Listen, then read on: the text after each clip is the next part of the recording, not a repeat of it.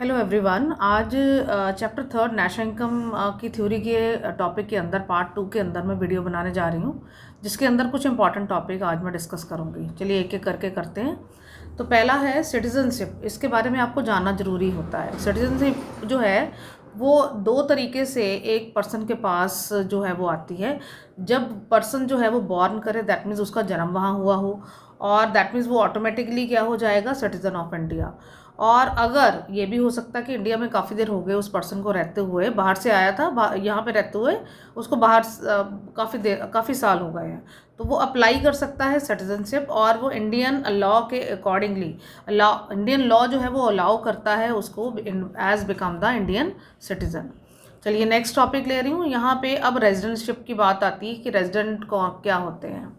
Residence mean जिसमें हमारा कोई इकोनॉमिक इंटरेस्ट होता है, जैसे बेसिक इकोनॉमिक एक्टिविटीज़ हम करना शुरू कर देते हैं, कंजप्शन, प्रोडक्शन, ये सारी बेसिक इकोनॉमिक एक्टिविटीज़ हैं जो एक पर्सन जो है वो पर्टिकुलर कंट्री के अंदर अगर करना शुरू कर देता है और उसको 1 साल या उससे ज़्यादा टाइम हो जाता है वहाँ रहते हुए, और उसका इकोनॉमिक इंटरेस्ट जो है वो वहीं हो जाता है, तो वो क्या कहलाता है, that is residentship.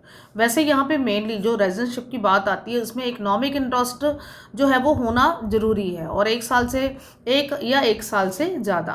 That means अगर कोई फॉर एग्जांपल जैसे चाइनीज़ है living in India for more than 1 year, 1 साल से ज़्यादा हो गया उसको रहते हुए, वो नॉर्मल रेजिडेंस कहलाएगा। However he is not the citizen of the India, because उसके पास क्या है, सिटीजन ऑफ इंडिया की जो लीगल प्रोसीडिंग्स है वो उसके अकॉर्डिंगली वो उसके अंडर नहीं आता है, और ना ही उसने अप्लाई किया। हम यहाँ पे ये मान के चलते हैं that it means a person can be the citizen of one country and at the same time the residence of the another country. मतलब एक पर्सन जो है वो जैसे अब सपोज इंडिया के अंदर है, मैं चली जाऊँ, मेरा बर्थ यहाँ पे हुआ है, तो मैं क्या कहलाऊँगी, I will be the citizen of India. But मैं कनाडा में जाके सेटल हो जाती हूँ, वहाँ पे 2 साल हो गए मुझे वहाँ पे काम करते हुए, 1 साल से ज़्यादा टाइम हो गया समझ लीजिए, तो इट मीन्स वो मेरा क्या कहलाएगा, दैट मीन्स मैं रेजिडेंट हो गई हूँ, दैट मीन नॉर्मल रेजिडेंस हो गई हूँ। कौन सी कंट्री की, दैट इज़ कनाडा की। और जो मेरा जो बर्थ हुआ है वो इंडिया के अंदर हुआ है, तो इसलिए मैं सिटीज़न कहलाऊँगी इंडिया की। तो चलिए आगे बात करते हैं। नाउ अब नॉर्मल रेजिडेंस के बारे में जानते हैं, फिर उससे रिलेटेड कुछ स्टेटमेंट टाइप क्वेश्चन हम लोग करेंगे। अब यहाँ पे नॉर्मल रेजिडेंस मैंने वैसे पीछे बता भी दिया, दैट मीन्स जो ऑर्डिनरी रिजाइड हो रहा है फॉर 1 और मोर ईयर्स के अंदर, दैट मीन्स मे और may not be the citizen of the country.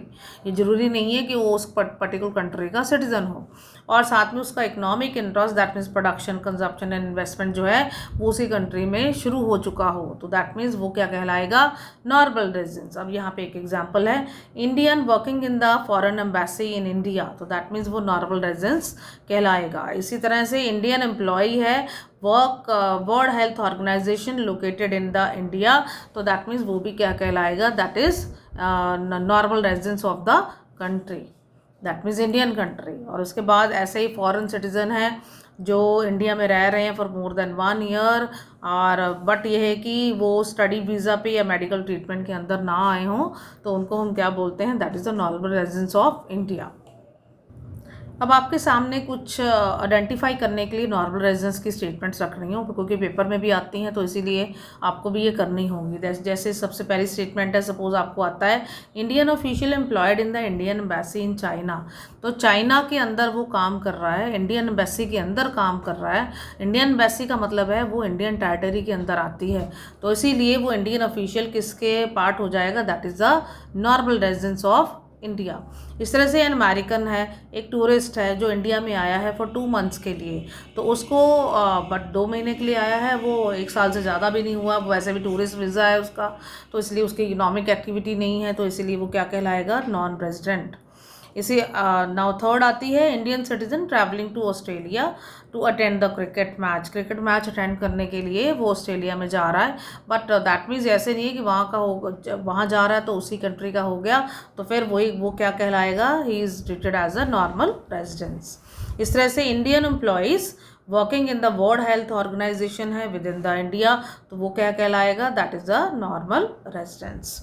American tourist है India for 1 month to observe the Commonwealth Games, यानी कि कोई भी टूरिस्ट है, कोई या स्टडी वीज़ा के ऊपर आया है या फिर आपका कोई एम्बेसडर है, अगर मूव करते हैं एक कंट्री से दूसरी कंट्री तो वो क्या कहलाएंगे, that is the non residence.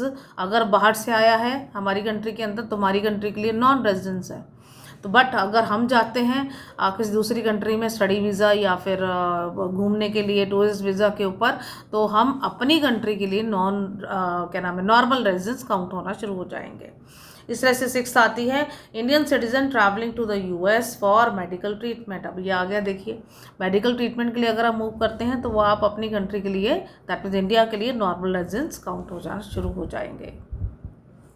चलिए अब टॉपिक ले रही हूँ मैं आपका, कुछ टर्म्स आती हैं यहाँ पे, जैसे GDP-MP है, gross GDP-MP, that means gross domestic product at market price. इसको बहुत इजीली मैं डेफिनेशन को लर्न कैसे करना है वो सिखाने जा रही हूँ।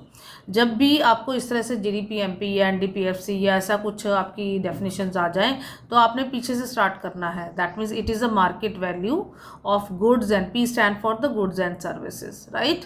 It is the market value of goods and services with in the domestic territory of the country.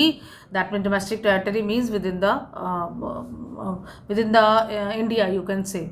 And then उसके बाद domestic territory of the country in an 1 financial year, क्योंकि एक साल के अंदर का टाइम होता है यहाँ पे 1 फाइनेंशियल ईयर के अंदर, ठीक है। एंड देन उसके बाद G stand for the inclusive of the depreciation. तो यहाँ पे आपकी डेफिनेशन कंप्लीट हो जाती है। मैं एक बार फिर से आपको लिख के दिखा रही हूँ। GDP-MP डेफिनेशन पीछे से स्टार्ट करेंगे। MP stand for market price, so आपकी सेंटेंस बनेगा it is a market price of final goods and services produced within the domestic territory of the country over a fiscal year और a financial year inclusive of depreciation. तो इस तरह से ये हर उसकी definition जो है वो आप तैयार कर सकते हैं। और साथ में आपका GDP-MP जो आपका ये चल रहा है, ये आपका जो फॉर्मूला है, जो चार्ट मैंने पिक्चर न्यूमेरिकल में भी आपको बताया है, वैसे भी आप इसको कर सकते हैं। तो नाउ नेक्स्ट आपके सामने है, देखिए नेक्स्ट फिर से मैं करके दिखा रही हूँ आपको। सपोज आपको डेफिनेशन करनी है NDP-FC-MP की, NDP-MP, तो आप इसको कैसे लर्न करेंगे, it is the market value of final goods and services produced within the domestic territory over a fiscal year, but अब लास्ट में एन ये वर्ड यूज़ हो गया है पीछे से, तो इसीलिए अब आप लिखेंगे एक्सक्लूसिव ऑफ डेप्रिसिएशन। और इसके साथ कोई भी एक फार्मूला यहाँ पे क्रिएट करके आप अपनी मर्जी से दिखा सकते हैं, दैट डिपेंड्स। मैंने तो एक फार्मूला ऐसे क्रिएट करके दिखाया है। तो इस तरह से आपने ये 8 डेफिनेशन जो चल रही हैं, जो चार्ट से रिलेटेड होती हैं, आप मेरी पिछली वीडियो देखिए, वहाँ पे मैंने चार्ट्स को में से फार्मूलाज कैसे क्रिएट होते हैं वो मैंने सब आपको बताए हैं, तो वहाँ से आप ले सकते हैं। अभी आपके सामने देखिए एक और डेफिनेशन आ रही है GNP-MP, तो that means what, how you will write, it is the market value of final goods and services produced within the domestic territory with the net factor income from abroad within the financial year। देखो कि N में क्या होता है, D plus निफिया होता है, that means domestic plus निफिया होता है, उसी को ही आपने डेफिनेशन में ले लेना है। और G stand for exclusive of depreciation, और उसके साथ एक फार्मूला आप यहाँ पे क्रिएट करके बता दीजिए। तो इस तरह से आपने ये सारी डेफिनेशंस कर लेनी है। मैं आपके सामने डेफिनेशंस दिखा रही हूँ और उसके साथ साथ आप करते जाइए।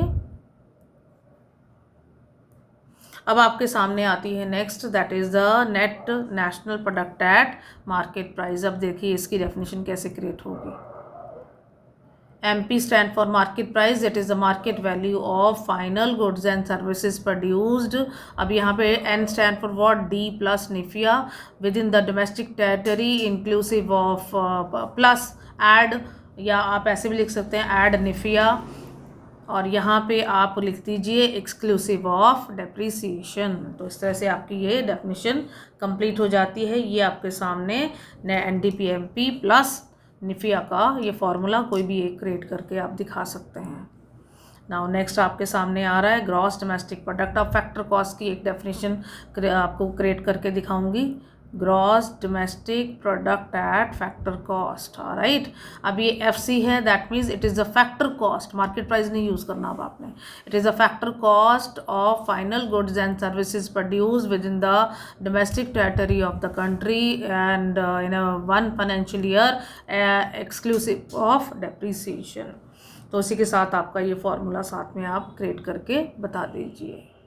अब इसी तरह से आपने ये आगे की डेफिनेशन में आपके यहाँ पे स्लाइड पे चला रही हूँ, इसको आप क्रिएट करिए और लर्न करिए, यू कैन डू इट। ये देखिए आपकी 6 आती है NDP-FC। NDP-FC means net domestic product, net domestic income. Then उसके बाद आपके सामने आता है gross national product at factor cost, GNP-FC। तो ये सारी 8 की 8 डेफिनेशन आपको जैसे मैंने मेथड बताया है वैसे ही लर्न करिए और you will get your answer. चलिए अब नेक्स्ट टॉपिक ले रही हूँ, that is the nominal GDP। Nominal GDP and then real GDP के ऊपर काफ़ी क्वेश्चंस आते हैं और बहुत इजी है, आप ध्यान से सुनिए। नॉमिनल GDP में GDP को ले लीजिए आप। क्या था हमारा definition? It is a market value of final goods and services produce within the domestic territory of the country, but यहाँ पे valued at what current market prices के ऊपर ले लेना, राइट। करंट मार्केट प्राइस आपने consider करने हैं, क्योंकि यहाँ पे नॉमिनल GDP जो है वो करंट मार्केट प्राइसेस के ऊपर ही कंसीडर होती है। ये आपके सामने फॉर्मूला है नॉमिनल GDP का, ये आपने अच्छे से लर्न करना है। GDP that is summation of P1 stand for the current prices and Q1 stand for current quantity. तो इनको आप मल्टीप्लाई करेंगे, you will get your answer. तो इसीलिए ये आपका नॉमिनल GDP हो गया। नाउ नेक्स्ट आपके सामने आती है रियल GDP। रियल GDP का मतलब होता है ये monetary value of final goods and services है, फिर वही है डोमेस्टिक टेरिटरी के अंदर है, बट इसको कांस्टेंट प्राइजेस के ऊपर मेज़र किया जाता है। That prices are known as the base year prices. This is the important thing.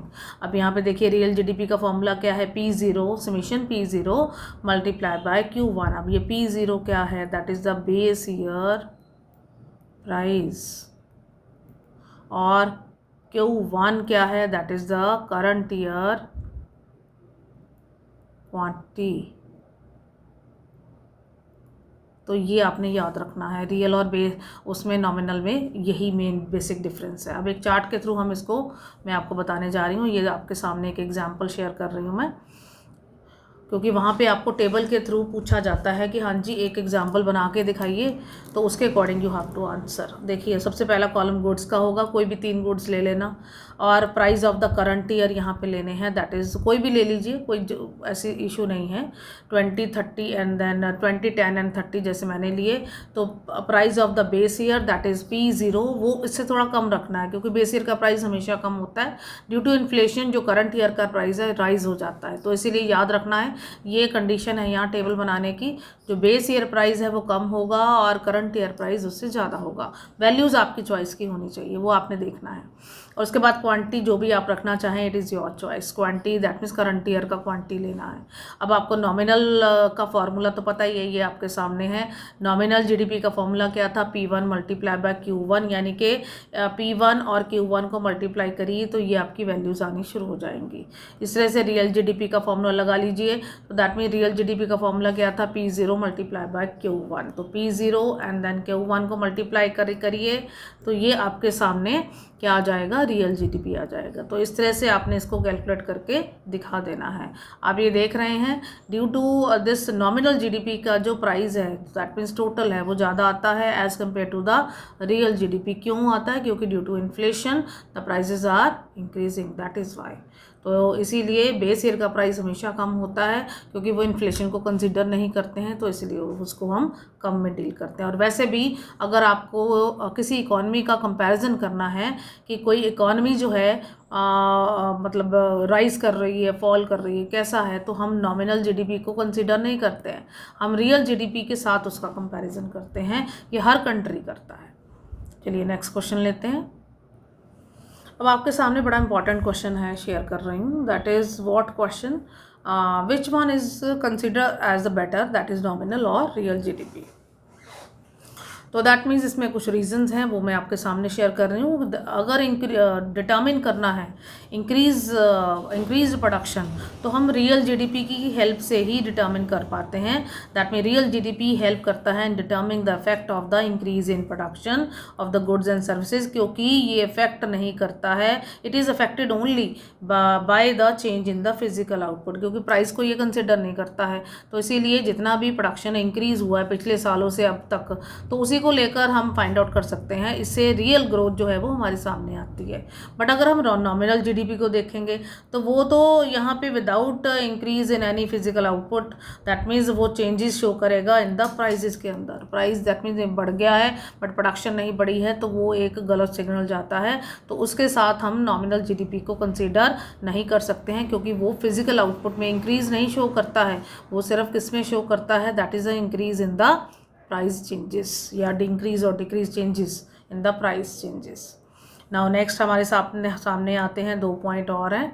The second one is the periodic comparison. अगर किसी का पीरियोडिक कंपैरिजन आपने करना है physical output of the goods and services over different year, कि किस country का ज़्यादा है और किस कंट्री का कम हुआ है प्रोडक्शन, सिर्फ आप गुड्स एंड सर्विसेज को काउंट करना चाहते हैं, तो उसके लिए रियल जीडीपी जो है वो बेटर इंडिकेटर है ना। उसके बाद इंटरनेशनल अगर कोई कंपैरिजन करना है, economic performance across different countries का देखना है कि हाँ जी कौन सी कंट्री की जीडीपी जो है बढ़ रही है या कम हो रही है, तो हम सिर्फ रियल जीडीपी का ही हेल्प लेते हैं, नॉमिनल जीडीपी को कंसीडर नहीं कर सकते हैं, क्योंकि नॉमिनल जीडीपी प्राइजेस का कंपैरिजन बताती है और प्राइस में क्या नाम है अप या डाउन वो ही शो करती है। बट यहाँ पे अगर जीडीपी रियल जीडीपी देखेंगे तो वो गुड्स एंड सर्विसेज के प्रोडक्शन के बारे में ध्यान देती है।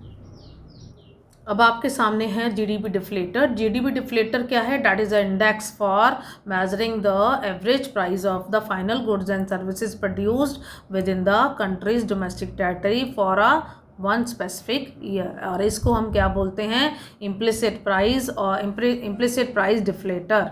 और इसका फॉर्मूला क्या बनता है? GDP deflator that is equal to nominal GDP divided by real GDP multiply by 100, that you have to cram it. ना उसके बाद percentage change in real GDP का फॉर्मूला क्या बनता है? डेल्टा या change in real GDP divided by the base year GDP multiply by 100। ये जो 3 आपके सामने मैंने फॉर्मूले शो कर रही हूँ ना, इसके ऊपर न्यूमेरिकल छोटा सा आता होता है 3 to 4 मार्क्स का, ये सीबीएसई की तरफ से भी आ रहा है, सो आप प्रैक्टिस जरूर करिए ना। उसके बाद percentage change in nominal GDP अगर आपने देखना है तो कैसे फाइंड आउट करेंगे? Change in the nominal GDP divided by the base year GDP multiply by 100. So these are the formula that you have to learn it. How far can GDP be taken as the indicator of the welfare of the economy? Very important question from exam point of view. इसका एक एक point के ऊपर एक एक question create होता है। ये मैंने जस्ट सिंपल एक क्वेश्चन क्रिएट किया है, आपके आगे जितने हेडिंग यहाँ पे करवाऊंगी उसके ऊपर क्वेश्चन क्रिएट हो जाता है, तो इसीलिए आप ध्यान से करिए।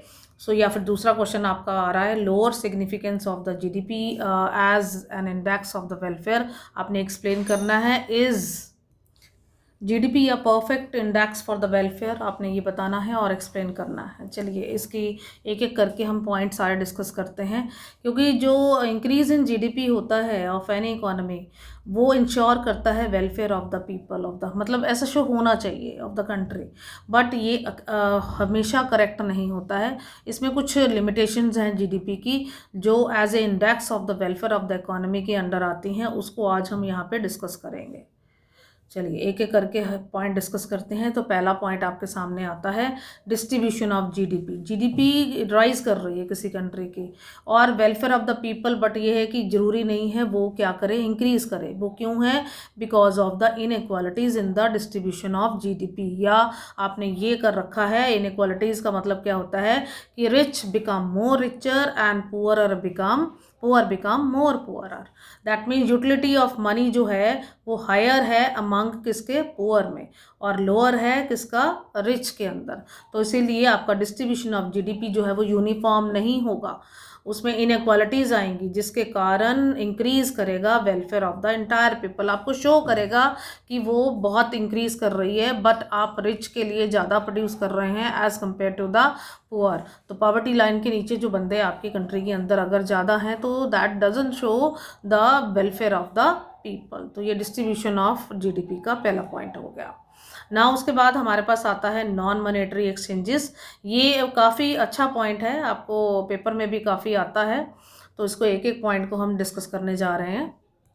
तो जिसके अंदर सबसे पहला आता है नॉन मॉनेटरी एक्सचेंजेस का मतलब क्या होता है, that means goods and services produced but not exchange with the money value. ये आपने 10th में भी पढ़ा होगा, मनी वैल्यू के साथ मेजर नहीं हो रही, प्रोडक्शन तो हो रही है। ऐसी बहुत सारी एक्टिविटीज़ हैं जिनको वैल्यूएट नहीं किया जाता है इन द मॉनेटरी टर्म। जैसे आप देख रहे होंगे आपके किचन, घर में किचन गार्डन है, तो आपकी फैमिली इसको मेंटेन करती है, तो ये काउंटेबल नहीं होता, बिकॉज आप लव एंड अफेक्शंस के साथ उसको कर रहे हैं। और इस तरह से आपके होम मेकर की जो सर्विसेज हैं, या आपके मम्मी वहाँ पे काम कर रहे हैं, डोमेस्टिक सब वुमेन जो काम करती हैं, कुकिंग का, वॉशिंग का, क्लीनिंग का, but they are not paid for it. वो अपने मतलब फैमिली के लिए काम कर रहे होते हैं, इनकी जो चीज़ों की मेजरमेंट है वो हम नहीं कर पाते हैं, तो that is why they are considered as the non monetary exchanges. तो इसी तरह से आप नेक्स्ट आता है informal sector. Without the help of the money they are called as a barter system के अंदर काम कर रहे हैं, तो एक्सचेंज ऑफ मनी नहीं है, तो वो भी एक नॉन मॉनेटरी एक्सचेंजेस का ही पार्ट है। और इसी के साथ since the money is not used here, तो इसलिए exchange are not registered as the part of the economy, क्योंकि उसको रजिस्टर नहीं किया जाता है, तो इसीलिए इकोनॉमिक एक्टिविटी बनती नहीं है। इतनी सारी एक्टिविटीज़ हैं जिसको कंसिडर ही नहीं किया जाता है, तो इसीलिए non monetary exchanges are not included in the estimation of GDP of the practical difficulties like non availability of the reliable data. घर में इतना काम होता है, आपकी मदर करती हैं, आपकी सिस्टर्स करती हैं, आप भी करते हैं, बट ये कहीं काउंटेबल ही नहीं होता, क्योंकि हमारे पास डाटा अवेलेबल ही नहीं होता, गवर्नमेंट के पास इसका कोई रिकॉर्ड नहीं है, तो इसीलिए काउंटेबल नहीं है। तो इसीलिए जो जीडीपी यहाँ पे दी जाती है, that is a case of the under estimation. Under estimation का मतलब है कि ये कम शो की जाती है, वो रियलिटी के अंदर उसका जो एस्टिमेशन है वो डिफरेंट होता है, तो इसीलिए ये एक लिमिटेशन बन जाती है non monetary exchanges. Now next आता है आपका एक्सटर्नैलिटीज़। एक्सटर्नैलिटीज़ बहुत अच्छा पॉइंट है, ये पेपर में भी आ रहा है। दैट मीन्स एक्सटर्नैलिटीज़ का मतलब होता है social benefits of the firm और individual causes to the another for which they are not paid for और द पेनलाइज फॉर इट।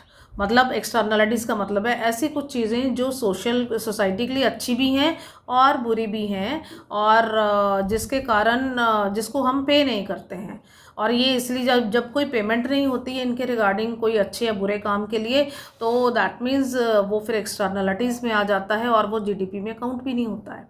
तो ऐसी कौन सी हैं, इसमें दो तरह की कैटेगरीज बनाई गई हैं, जिसमें पॉजिटिव एक्सटर्नलिटीज़ का मतलब है कि आपने सोशल बेनिफिट दिया है, that is caused by one entity to the another. कुछ ना कुछ बेनिफिट दे रहे हैं आप सोसाइटी में, but without being paid for it, आपने उसका कुछ पेमेंट नहीं लिया है, if you are providing any kind of benefit to the another person. इस तरह से ये देखिए एग्जाम्पल है, एक इंडिविजुअल है जो वैक्सीनेट हुआ इन द डिजीज़ थी उसकी कोई, जैसे फ्लू हो गया, कोविड हो गया, but they not only protect themselves but also help to reduce the spread of the disease in the community. मतलब उसने इंजेक्शन तो लिया, बट आपने पता देखा है कि उस टाइम पे जब कोविड का टाइम आया तो फ्री ऑफ कॉस्ट के साथ इंजेक्शंस लगाए गए थे, तो they are not paid for it. इस तरह से when a person attain the higher education, gain skills and then knowledge, increase their productivity beyond the personal benefit, more educated workforce contribute to the higher economic growth, lower unemployment rates and the greater civic participation in the society, saving of the community due to the construction of the flyover. So that means इस तरह से जो चीज़ें हैं जो आपके सामने आती हैं, एक पर्सन को आपने बेनिफिट दिया जिसके कारण वो हायर एजुकेशन गेन किया, स्किल किया, चैरिटी कर दी, बट इन सब चीज़ों को यहाँ पे काउंट नहीं किया जाता है। और इसी तरह से एक फ्लाईओवर बना है, फ्लाईओवर के ऊपर बहुत सारे पर्सन जो हैं वो आ जा रहे हैं, तो जिसके कारण यहाँ पे ये जो है वो नॉन मॉनेटरी क्या नाम है जिसके अंडर आता है, that is the positive externalities. इस तरह से a new park developed by the municipal corporation raises the welfare of the locality. तो ये सारी की सारी क्या हैं, that is the you can say the positive externalities जो वेलफेयर ऑफ द पीपल के लिए, जनरल सोसाइटी के लिए तैयार करी जाती हैं, बट ये जीडीपी में it does not count for such positive externalities और ये अंडर एस्टिमेट कर देती हैं वेलफेयर को ना। उसके बाद आपके सामने आता है नेगेटिव एक्सटर्नलिटीज़। नेगेटिव एक्सटर्नलिटीज़ का मतलब है सोशल हार्म, कोई एक एंटिटी दूसरी एंटिटी को कर रही है विदाउट बीइंग पैनलाइज, पर उसको पैनलाइज नहीं किया जाता है। जैसे पोल्यूशन है, वो ऑफ द फैक्ट्रीज और व्हीकल हम बाहर फेंक देते हैं, पर उसके लिए गवर्नमेंट हमें कोई फीस या फ़ाइन चार्ज नहीं करती है। ट्रैफिक जाम लग गया, इनसिक्योरिटी है due to the public park of the anti social activities, तो इनको कोई इनके ऊपर लीगल एक्शन नहीं होता है। तो इस तरह से नेगेटिव एक्सटर्नलिटी से क्या होगा कि डिक्रीज होगा पब्लिक वेलफेयर और द जनरल पब्लिक, और GDP does not account for such negative externalities, तो इसीलिए काउंट नहीं करेगा। इस तरह से फिर से ये ओवर क्या हो जाएगा, over estimates of the welfare.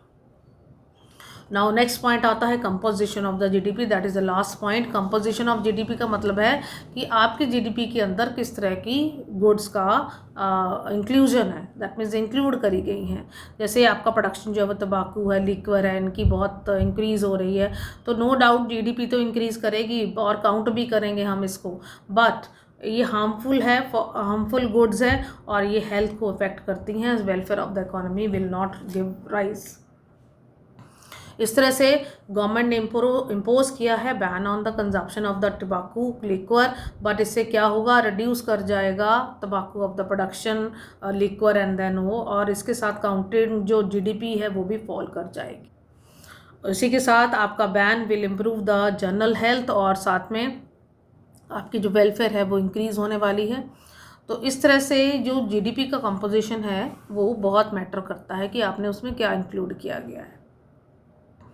तो अब आपके सामने कुछ पॉइंट्स मैंने डिस्कस करे हैं, तो अगर आपको ये वीडियो पसंद आई हो तो लाइक, सब्सक्राइब और शेयर ज़रूर करिए। Thank you.